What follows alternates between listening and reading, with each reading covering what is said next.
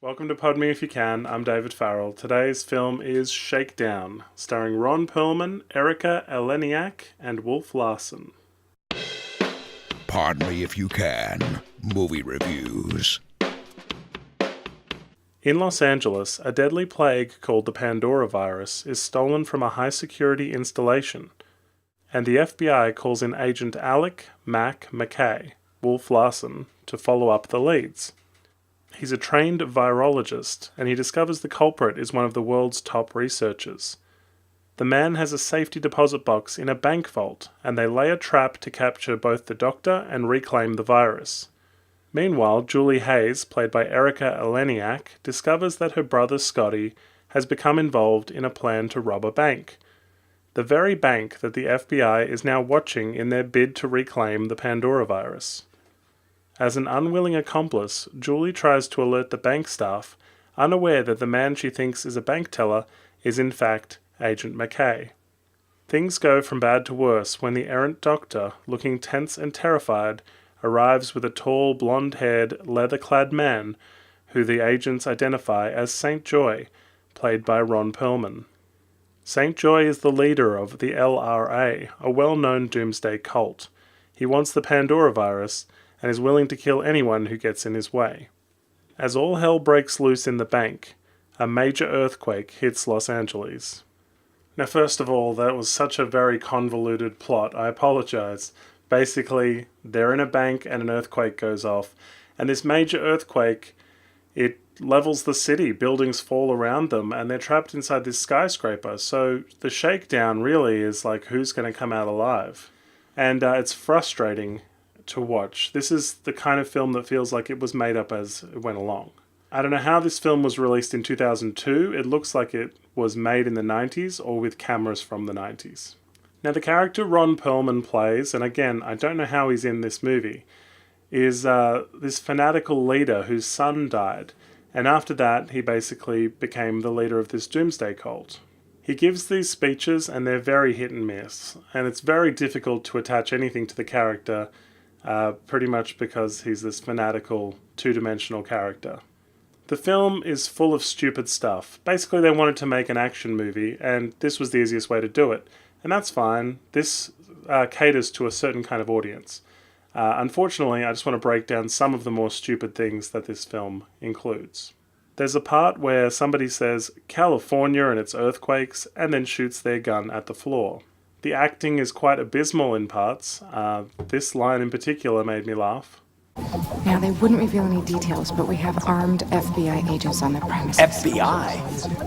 What's going on?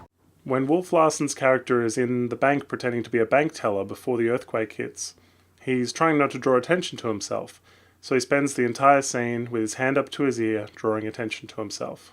The bank set looks terrible. It looks more like a warehouse than a bank, and the layout is really bad. You walk from the tellers into the bank vault, which is super interesting. The problem with having an earthquake movie is that unfortunately every now and then somebody has to move some shrapnel, and it feels like they're moving a piece of foam.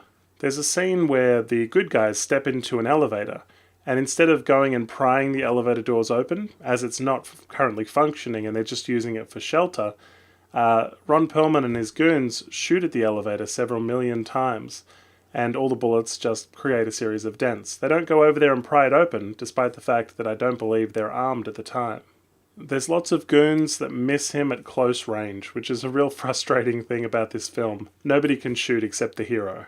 There's a bit where his sleeve is ripped after the earthquake, and it's really only ripped to display his bicep. There's this terrible line where they get in a car and try and drive through the car park of the bank. Again, the geography is not worth mentioning. But pretty much they get in the car and they drive, and she says, "Shut up and drive," which is fine. But then they get to some rubble that's blocking their path, and she says, "Now what, Einstein?" But it was her idea to get in the car. Like, it's not very well written, this film.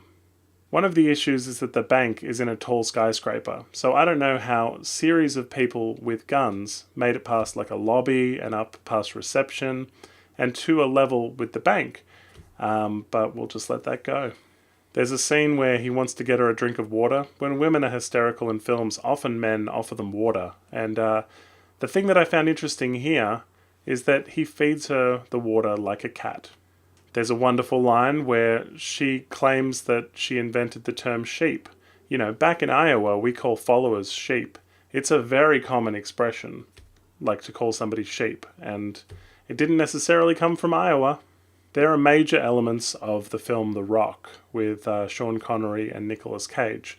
Basically, this virus is going to be released into the atmosphere, and so the president has authorized an airstrike to take out and neutralize the virus if they're not successful. So they're working on a timer, and all the special effects here are just awful.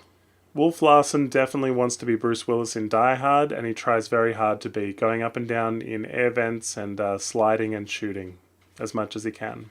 It's just incredibly unrealistic. It's a shame that in a film like this, Ron Perlman's character isn't very well fleshed out, and that the effects and things like that really make the film suffer. I'm going to leave you with a bullet counter, because Wolf Larsen's character carries around a gun for the entire film. It's a standard, like, FBI issue gun, and you would think it would hold 6 or 8 rounds. But pretty much they're in a situation where they never reload, ever, and they're trapped in a destroyed building, so there's no ammunition just lying around. But the filmmakers think that the audience and the viewer will not notice how many bullets he fires from his gun. This is not a film you should check out. Shakedown is a waste of time. Enjoy the amount of bullets that are in one gun.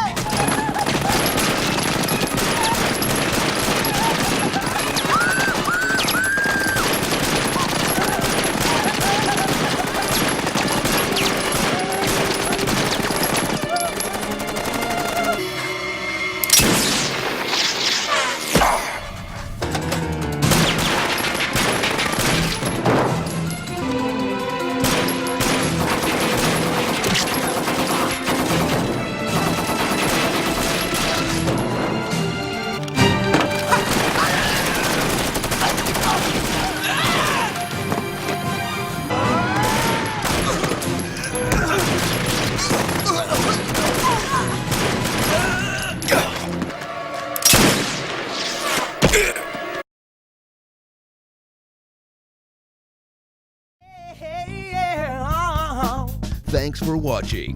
If you like what you see, please hit the subscribe button. Like us on Facebook and follow us on Twitter. Check out our podcast at www.podmeifyoucan.com.